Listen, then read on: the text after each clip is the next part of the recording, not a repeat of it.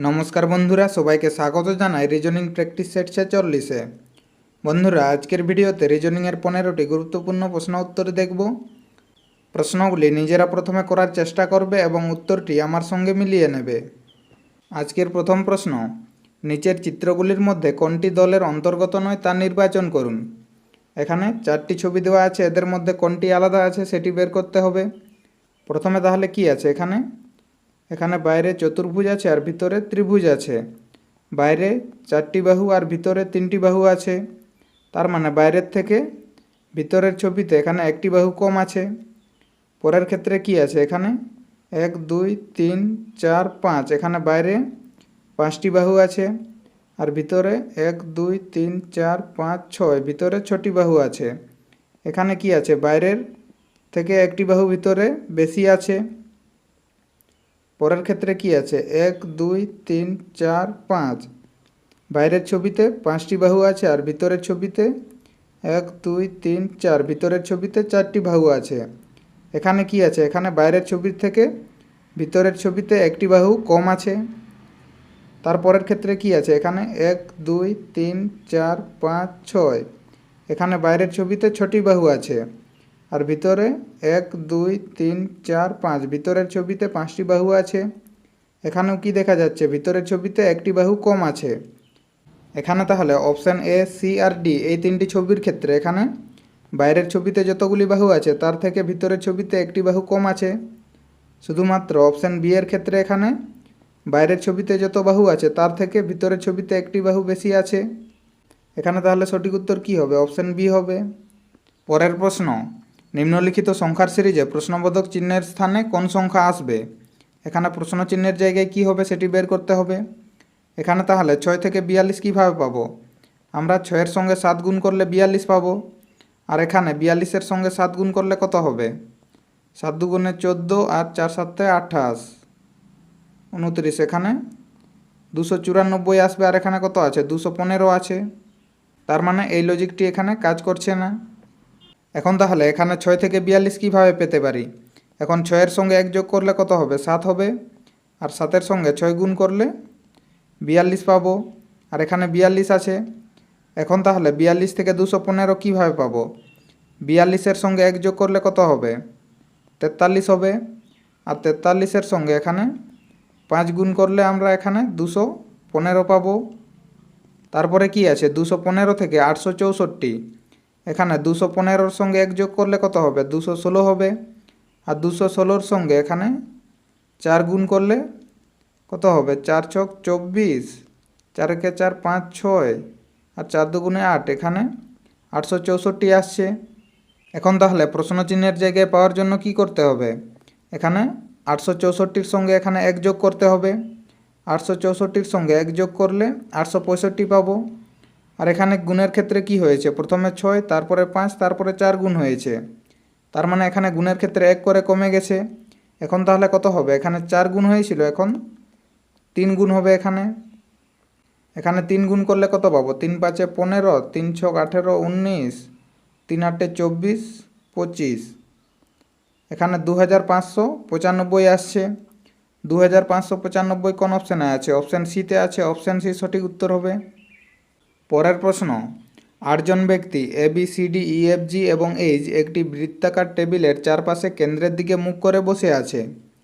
তাহলে এইভাবে একটি বৃত্তাকার টেবিল আছে আর এখানে কতজন আছে, 8 জন আছে আর এদের মুখ কেন্দ্রের দিকে আছে। 3 4 5 6 7 8, এখানে 8 জন আছে। এদের মুখ কোন দিকে আছে, কেন্দ্রের দিকে আছে। তাহলে এদের ডান হাত কোন দিকে হবে, ডান দিক এদের এই সাইডে হবে আর বাম দিক এদিকে হবে। প্রথমে তাহলে কি আছে, ডি জি এবং এ এর মধ্যে আছে এবং সে বি এর সম্মুখে বসে আছে। এই জায়গায় যদি ডিকে রাখি, ডি এর সম্মুখে কে আছে, বি আছে, বি এখানে থাকবে। আর ডি কোথায় আছে, জি এবং এ এর মধ্যে আছে। তার মানে জি এবং এ এই দুটি স্থানের মধ্যে থাকবে। এখানে জি আর এখানে এ হতে পারে, অথবা এখানে এ এখানে জি হতে পারে। তারপরে কি আছে, এফ এ এবং এইচের মধ্যে আছে এবং এইচ ডি এর ডান দিকে তৃতীয় স্থানে আছে। ডি এর ডান দিক কোন দিকে? এইদিকে হচ্ছে ডি এর ডান দিক। তাহলে তৃতীয় স্থান কোনখানে? 1 2 3, এই জায়গায় কে হবে? এখানে এইচ হবে। আর এখানে কি বলেছে? এফ এ এবং এইচের মধ্যে আছে। তাহলে এই জায়গায় যদি এ হয় তাহলে এ আর এইচের মধ্যে এই জায়গায় এখানে এফ থাকবে। তার মানে এখানে কে বসবে? এখানে এ বসবে। জি এখানে হবে না, তার মানে জি কোথায় হবে? জি এই জায়গায় থাকবে, তাহলে এখানে এ হবে না। তারপরে কি আছে? ই জি এর বাম দিকে দ্বিতীয় স্থানে আছে। জি কোথায় আছে? জি এখানে আছে। আর জি এর বাম দিক এইদিকে আছে। জি এর বাম দিকে দ্বিতীয় স্থান 1 2, এই জায়গায় কি আছে? এখানে ই আছে। এখানে তাহলে সি বাকি আছে, এই জায়গায় তাহলে কে বসবে? এখানে সি বসবে। এখন প্রশ্ন কি দেওয়া আছে? সি এর ঠিক বাম দিকে কে বসে আছে? সি এখানে আছে। এখন সি এর বাম দিক কোন দিকে? এদিকে হবে। সি এর বাম দিকে কে আছে? এখানে ই আছে। আমাদের সঠিক উত্তর কি হবে? ই হবে। এখানে ই আছে, ই এর পরে বি আছে, বি এর পরে এইচ আছে, ই বি এইচ হবে। তাহলে এখানে অপশান ডি সঠিক উত্তর। পরের প্রশ্ন, নিচের কোন চিহ্নগুলির পরস্পর অদল বদলে সমীকরণটি সঠিক হবে? এখানে তাহলে এই চারটির মধ্যে কোনটি এখানে সঠিক হবে সেটি বের করতে হবে। প্রথমে তাহলে দেখব সমীকরণটির মধ্যে ভাগ কোথায় আছে? এখানে আছে। এখানে 162কে 3 দিয়ে ভাগ করতে হবে। 3 5 15 আর 3 4 12, এখানে 54 দিয়ে ভাগ যাচ্ছে। তার মানে এই সমীকরণের মধ্যে ভাগের পরিবর্তন না করলেও চলবে। তাহলে প্রথমে দেখব ভাগ বাদে কোন কোন অপশানে বাকি চিহ্ন আছে। এখানে অপশান এতে কি আছে? যোগ এবং বিয়োগ আছে। বিয়োগের জায়গায় যোগ আর যোগের জায়গায় বিয়োগ হবে। এখানে তাহলে 54-র সঙ্গে বিয়োগ এখানে কত হবে? এখানে গুণ করলে 5 6 30 হবে, যুক্ত এখানে 2 হবে। এখান থেকে কি আমরা 274 পেতে পারি? এখান থেকে আসবে না। এখন তাহলে দেখব এখানে অপশান বি সঠিক হবে কি না। এখানে 162কে 3 দিয়ে ভাগ করলে 54 আসছে।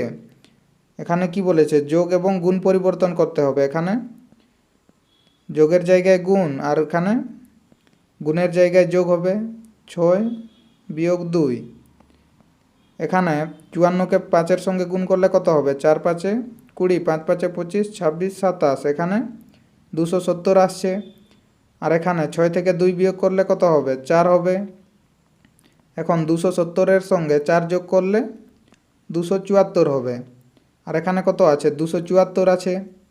তার মানে এখানে অপশান বি এখানে সঠিক আছে। অপশান বি সঠিক উত্তর। পরের প্রশ্ন, একটি নির্দিষ্ট সংকেত ভাষায় কাজিনের কোড এখানে দেওয়া আছে আর এখানে আন্টির কোড দেওয়া আছে। তাহলে আমাদের এখানে আঙ্কেলের কোড কি হবে সেটি বের করতে হবে। তাহলে প্রথমে দেখব এখানে কোডগুলি কিভাবে আছে। COUSIN, এখান থেকে কি হয়েছে? UOISNC। আর পরে কি আছে? এখানে আন্টি থেকে এই অক্ষরগুলি এসেছে। AUNTY, এখান থেকে কি এসেছে? UAYTN। এই দুটি ক্ষেত্রে এখানে কি দেখতে পাচ্ছি? এখানে যে অক্ষরগুলি আছে এখানে কোডের ক্ষেত্রেও ওই অক্ষরগুলি আছে। তার মানে এখানে কি হয়েছে? এখানে এই অক্ষরগুলি থেকে এখানে কোডটি করা হয়েছে। তাহলে এখানে কিভাবে আছে? এখানে সি এখানে শেষে গেছে। এখানে কি আছে? এ এখানে এ শেষে নেই, তার মানে এই লজিকটি এখানে কাজ করছে না। এখানে তাহলে কিভাবে আছে? প্রথমে কি আছে? এখানে UOI আছে, তারপরে SNC আছে। পরের ক্ষেত্রে কি আছে? এখানে URA প্রথমে আছে, তারপরে YTN আছে। এখানে কি আছে? UOI, এরা 3টি ভাওয়েল আছে। আর এখানে URA, এরাও 2টি ভাওয়েল আছে। তার মানে এখানে কি আছে? প্রথমে ভাওয়েলকে রাখা হয়েছে আর তারপরে কনসোনেন্টকে রাখা হয়েছে। আর ভাওয়েলগুলিকে এখানে কিভাবে রাখা হয়েছে? ভাওয়েল কি কি আছে? AEIOU, এখানে এই 5টি ভাওয়েল আছে। এখানে প্রথমে কি আছে? এখানে ইউ আছে, তারপরে ও আছে, তারপরে আই আছে। UOI, তার মানে এখানে ভাওয়েলগুলিকে এখানে শেষ দিক থেকে রাখা হয়েছে। পরের ক্ষেত্রে কি আছে? এখানে এ আছে, তারপরে ইউ আছে। এখানে এ আছে, তারপরে ইউ আছে। এখানে এর পরে এখানে ইউকে রাখা হয়েছে, তার মানে এখানেও শেষ দিক থেকে ধরা হচ্ছে। এখানে তাহলে কনসোনেন্টগুলিকে কিভাবে রাখা হয়েছে? এখানে এস কত নম্বরে থাকে? এস থাকে 19 নম্বরে, এন থাকে 14 নম্বরে আর সি থাকে 3 নম্বরে। এখানেও কনসোনেন্টগুলিকে এখানে শেষের দিক থেকে রাখা হয়েছে এখানে। পরের ক্ষেত্রে কি আছে, এখানে ওয়াই থাকে 25 নম্বরে, টি থাকে 20 নম্বরে আর এন থাকে 14 নম্বরে। এখানে কনসোনেন্টগুলিকেও এখানে শেষের দিক থেকে রাখা হয়েছে। এখানে তাহলে আঙ্কেলের কোড কি হবে, ইউ এন সি এল ই। এখানে তাহলে ভাওয়েল কি কি আছে, এখানে ইউ ভাওয়েল আছে আর ই ভাওয়েল আছে। ইউ আর ইর মধ্যে কে প্রথমে আসবে, প্রথমে ইউ আসবে, তারপরে ই আসবে, এখানে শেষ দিক থেকে নেওয়া হয়েছে। তারপরে কনসোনেন্ট কি কি আছে, এখানে এন আছে, সি আছে আর এল আছে। এখানে এন কত নম্বরে থাকে, এন থাকে 14 নম্বরে। তারপরে সি কত নম্বরে থাকে, সি থাকে 3 নম্বরে। তারপরে এল আছে, এল থাকে 12 নম্বরে। এখন তাহলে এদের মধ্যে কে প্রথমে আসবে, প্রথমে এন আসবে, এখানে শেষ দিক থেকে নেওয়া হয়েছে। এন আসবে, এনের পরে এল আসবে, তারপরে সি আসবে। এখানে তাহলে ইউই এনএলসি কোন অপশানে আছে, ইউই এনএলসি, ইউই এনএলসি এখানে অপশান সিতে আছে, অপশান সি সঠিক উত্তর হবে। পরের প্রশ্ন, 16:144 সমানুপাত 22 অনুপাত প্রশ্ন চিহ্ন সমানুপাত 14:112। এখানে তাহলে 16 থেকে 144 কীভাবে পাবো, 16-র সঙ্গে 9 গুণ করলে এখানে 144 হবে, আর এখানে 14-র সঙ্গে 9 গুণ করলে কি 112 আসবে। এখানে 14-র সঙ্গে 9 গুণ করলে কত হয়, 126 হয়। তার মানে এই লজিকটি এখানে সঠিক নয়। এখন তাহলে দেখব এখানে 16 থেকে আর কি উপায়ে এখানে 144 আসতে পারে। এখানে 16কে 2 দিয়ে ভাগ করলে কত হবে, 8 হবে, আর 8-এর সঙ্গে 1 গুণ করলে 9 হবে। এখন এই 9-এর সঙ্গে 16 গুণ করলে এখানে 144 পাবো। একইভাবে দেখব এখানে 14 থেকে 112 আসবে কি না। 14কে 2 দিয়ে ভাগ করলে কত হবে, এখানে 7 হবে, আর 7-এর সঙ্গে 1 যোগ করলে 8 হবে, আর 8-এর সঙ্গে কত গুণ করতে হবে, এখানে 14 আছে, 14 গুণ করতে হবে। 8 14 কত হয়, 112 হয়।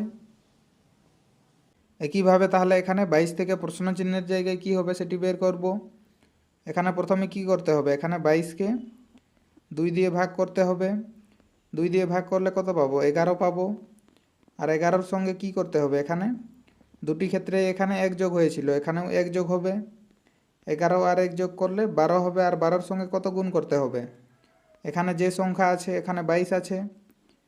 12 আর 22 গুণ করলে কত হবে, 12 আর 20 গুণ করলে 12 দুগুণে 24, 240, আর কত যোগ হবে, এখানে 12 দুগুণে 24 যোগ হবে। এখন 240 আর 24 যোগ করলে কত হবে, এখানে 264 হবে। তার মানে এখানে প্রশ্ন চিহ্নের জায়গায় কত হবে, 264 হবে। 264 অপশান সিতে আছে, অপশান সি সঠিক উত্তর। পরের প্রশ্ন, কতগুলি কুকুর, বিড়াল এবং গরু দুটি। এখানে তাহলে এই বক্সের মধ্যে এখানে কি আছে, এখানে কুকুর আছে। আমাদের কি বলেছে, কতগুলি কুকুর, বিড়াল এবং গরু দুটি আছে। তার মানে এই জায়গায় যারা আছে এরা কারা আছে, এরা বিড়াল আর কুকুর আছে। আর এখানে কি আছে, এখানে গরু আর কুকুর আছে। এখানে কি বলা আছে, কতগুলি কুকুর, বিড়াল আর গরু দুটি আছে।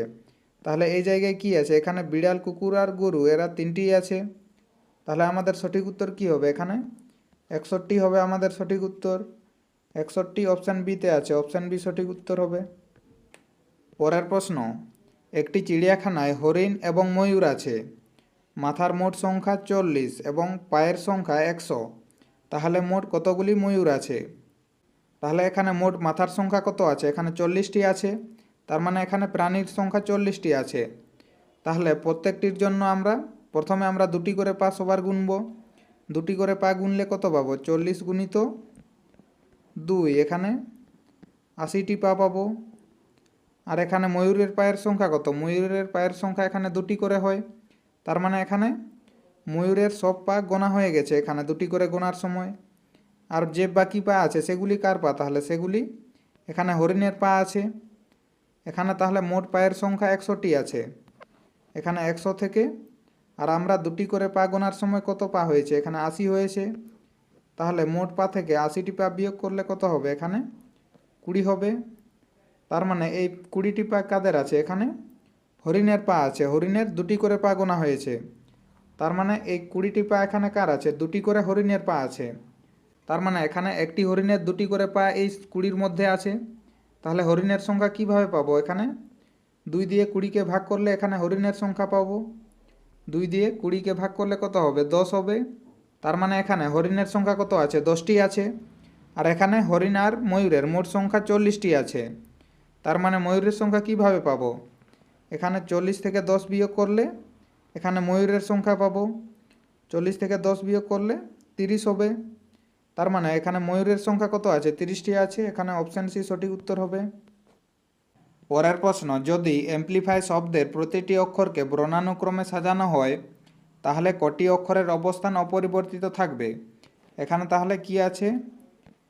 A M P L I F Y. এখানে তাহলে এ কত নম্বরে থাকে? এ 1 নম্বরে থাকে, এম থাকে 13 নম্বরে, পি থাকে 16 নম্বরে, এল থাকে 12 নম্বরে। এখানে কি আছে? আই আছে, আই কত নম্বরে থাকে? আই 9 নম্বরে থাকে, এফ থাকে 6 নম্বরে, আর ওয়াই থাকে 25 নম্বরে। প্রথমে তাহলে কি আসবে? প্রথমে এ আসবে। একের পরে কোন সংখ্যা আছে? এখানে 6 আছে, তার মানে এখানে এফ আসবে। এখন 6-এর পরে কি আছে? 6-এর পরে 9 আছে, তার মানে এখানে কি আসবে? আই আসবে। আয়ের পরে কি হবে? এখানে 9-এর পরে 12 আছে, এখানে এল আসবে। এলের পরে কি হবে? 12-র পর 13 আছে, এখানে এম আসবে। এমের পরে 13-র পর 16 আছে, তার মানে এখানে পি আসবে। আর শেষে কি আসবে? এখানে ওয়াই আসবে। এখানে তাহলে কোন কোন অক্ষরের স্থান পরিবর্তন করেনি? এখানে এ একই স্থানে আছে, এল একই স্থানে আছে, আর ওয়াই একই স্থানে আছে। তার মানে এখানে কটি অক্ষর আছে? 1 2 3, 3টি অক্ষরের স্থান পরিবর্তন করেনি। আমাদের সঠিক উত্তর কি হবে? এখানে 3 হবে। অপশান সি সঠিক উত্তর। পরের প্রশ্ন, নিচের চিত্রে কতগুলি ত্রিভুজ আছে তা নির্ধারণ করুন। এই ছবিটির মধ্যে কতগুলি ত্রিভুজ আছে সেটি বের করতে হবে।